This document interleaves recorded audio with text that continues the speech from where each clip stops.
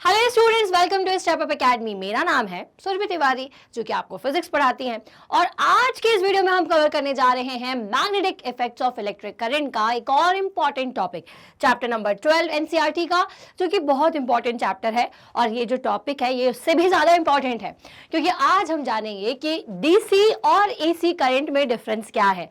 कई सारे टीचर्स से बच्चे बड़े कंफ्यूज आते हैं कि डायरेक्ट समझ में नहीं आ रहा, ऑल्टरनेटिंग क्या होता है ये समझ में नहीं आ रहा है। तो बच्चों देखो, सबसे पहले हम बात करेंगे डीसी और एसी के यूजेस की।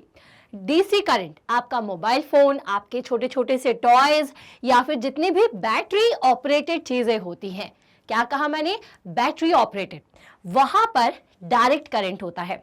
डायरेक्ट करंट क्लियर है।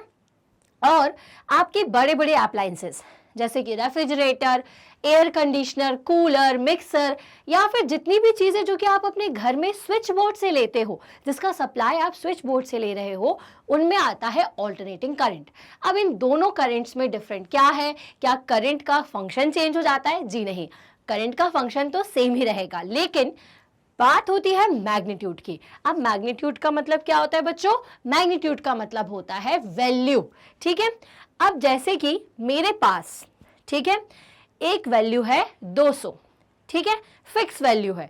फिक्स वैल्यू का मतलब क्या होता है कि जहां से आप जितनी बार भी चीजें लोगे वो 200 ही मिलेंगी, ठीक है। और एक होती है वेरिएबल, 200 वेरिएबल है। तो 200 वेरिएबल का मतलब क्या है? मैं उसमें से एक भी ले सकती हूँ, दो भी ले सकती हूँ, तीन भी ले सकती हूँ। तो डायरेक्ट करंट और जो आपका ऑल्टरनेटिंग करंट है वो ऐसे ही होते हैं। डायरेक्ट करंट जो है बच्चों, बेसिकली ये आप कह सकते हो कि फिक्स्ड होता है। क्या होता है बेटा?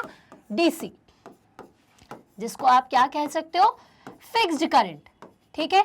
अगर किसी में लिखा हुआ है 5 वोल्ट डीसी, तो इस 5 वोल्ट डीसी का मतलब है कि आपको हमेशा ये 5 वोल्ट ही देगा।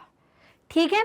अब अगर मैं लिख रही हूं एसी और जिसकी मैंने वैल्यू लिखी है 20 वोल्ट, तो ऑल्टरनेटिंग जो होता है वो उसका मतलब ये होता है कि वहां पर 20 तक का वोल्टेज है।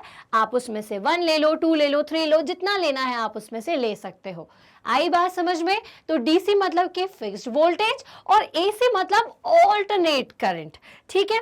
अब इसको और बेहतर तरीके से समझते हैं। एक पॉइंट तो हम यहां से समझ गए हैं, ठीक है। तो जहां पर वैल्यू आपकी फिक्स्ड होती है करंट की, वहां पर हम कहते हैं कि डायरेक्ट करंट है। अब डायरेक्ट करंट को इंडिकेट कैसे किया जाता है बच्चों? तो जो आपका डीसी है, ठीक है, क्योंकि इसमें हमेशा आपको फिक्स वैल्यू मिलेगी, तो अगर मैं इसका ग्राफ बनाऊंगी टाइम के रिस्पेक्ट में करंट का, तो वो कैसा होगा बच्चों? कुछ ऐसा, क्योंकि आपको एक कांस्टेंट वैल्यू ही ये हमेशा देगी। वही अगर मैं ऑल्टरनेटिंग करंट को बनाऊंगी, ठीक है, तो ऑल्टरनेटिंग करंट को बनाने का तरीका क्या होता है बच्चों? ऐसा। ऑल्टरनेटिंग करंट हमेशा इस तरह से बहता है। इस तरह से बहने का मतलब क्या होता है? अब ये समझो। इसका मतलब ये है कि अगर मान लीजिए कि यहां पर आई, पहले तो ये साइन वेव होती है जो साइन रूल को फॉलो करती है। ये साइन क्या है? ये आप ट्रिग्नोमेट्री में पढ़ोगे सॉरी, है ना, अभी आपने शायद पढ़ा भी होगा। ठीक है। तो ये साइन वेव को फॉलो करेगी। ठीक है। जैसे साइन की वैल्यूज होती है उस हिसाब से अलग अलग एंगल पर आपको ये वैल्यू देती है। ठीक है। इतनी कहानी हमारे लिए कोई वो नहीं है, लेकिन अगर आप लिखोगे तो ज्यादा बेहतर है। तो इसका मतलब ये होता है कि अगर यहाँ पर 20 वोल्ट मैक्सिमम है, ठीक है, तो आपको ये क्या करेगा? सब आपको जीरो वैल्यू भी मिलेगी, 1 2 3 4 और मैक्सिमम 20। ठीक है। फिर आपको धीरे धीरे क्या हो जाएगी? वैल्यू कम हो जाएगी। फिर उसके बाद क्या होगी? फिर इंक्रीज होगी, फिर डिक्रीज होगी। तो इस तरह से ये साइकिल अपने आप को रिपीट करती जाती है। 0 से 20, फिर 20 से 0, फिर 0 से 20, फिर 0। तो मतलब ये पूरा साइकिल जो है इसका कंप्लीट चलता रहता है। अब यहाँ पर आप बोलोगे कि एक बार ऊपर की तरफ आपने डायग्राम बनाया है, एक बार नीचे की तरफ बनाया है, तो एक्चुअल में ये ऑल्टरनेटिंग करंट है, जो कि एक बार जाता है और फिर आता है, फिर जा रहा है, फिर आ रहा है। तो जब कोई चीज जा रही होती है तो हम उसे इस तरह से रिप्रेजेंट करते हो, वापस आएगी तो आप उसको रिवर्स साइकिल में रिप्रेजेंट करते हो। इस कंप्लीट वेव फॉर्म को हम बोलते हैं वन कंप्लीट साइकिल। क्या बोलते हैं बेटा इसे? वन कंप्लीट साइकिल, जिसमें एक पॉजिटिव हाफ होता है और एक नेगेटिव हाफ होता है। ठीक है। तो दिस इज योर एसी। ठीक है, ऑल्टरनेटिंग करंट। ठीक है, तो बच्चों और इसको ब्रीफ में समझाती हूँ, पहले आप डीसी को पहले कंप्लीट कर लें। तो यहाँ पे दोनों के वेवफॉर्म को देखिए कि दोनों के वेवफॉर्म्स में काफी डिफरेंस है। एक में जहां पर हमें डिफरेंट वैल्यूज मिल सकती है और एक में जहां पर हमें हमेशा फिक्स वैल्यू मिलेगी। तो N electric current whose magnitudes are either constant or variable but the direction remain the same is called the direct current। अब ये जो डायरेक्ट करंट है उसकी वैल्यू को भी हम क्या कर सकते हैं, तोड़ सकते हैं, पर डायरेक्शन हमेशा उसकी सेम रहती है। It is denoted by DC. Source of DC are voltaic cell, dry cell, battery, DC generator etcetera. अब ये कहाँ से मिलता है डीसी, तो हमें इन सारी जगहों से जहाँ पर भी हम बैटरी स्टोर कर सकते हैं चार्जेस को, वहाँ से हमें डायरेक्ट करंट मिलता है। ठीक है, अब ये जो जनरेटिंग स्टेशंस हैं जनरली वहाँ पर ऑल्टरनेटिंग करंट प्रोड्यूस होता है और वो हमारे ट्रांसमिशन लाइन से पास होता है।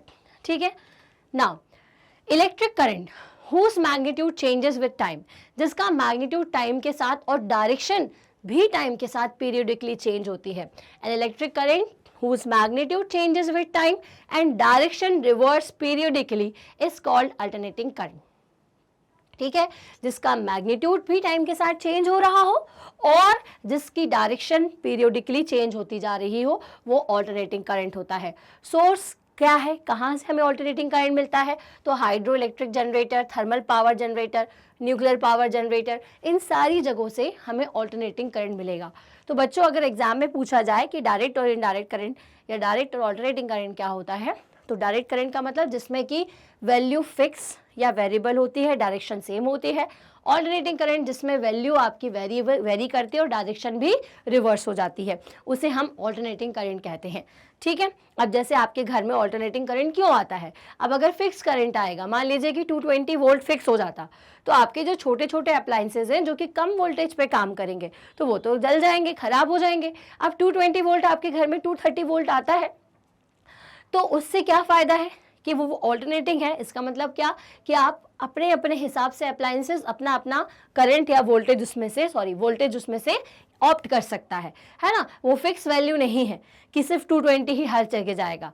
अगर स्विचेस में से 220 ही एग्जैक्ट आता तो आपका चार्जर भी बर्स्ट हो जाता, आप फ़ोन भी नहीं चला पाते, लैपटॉप्स भी नहीं चला पाते, क्योंकि भाई इतना वोल्टेज थोड़ी ना हमारे छोटे छोटे अप्लायंसेस को चाहिए है।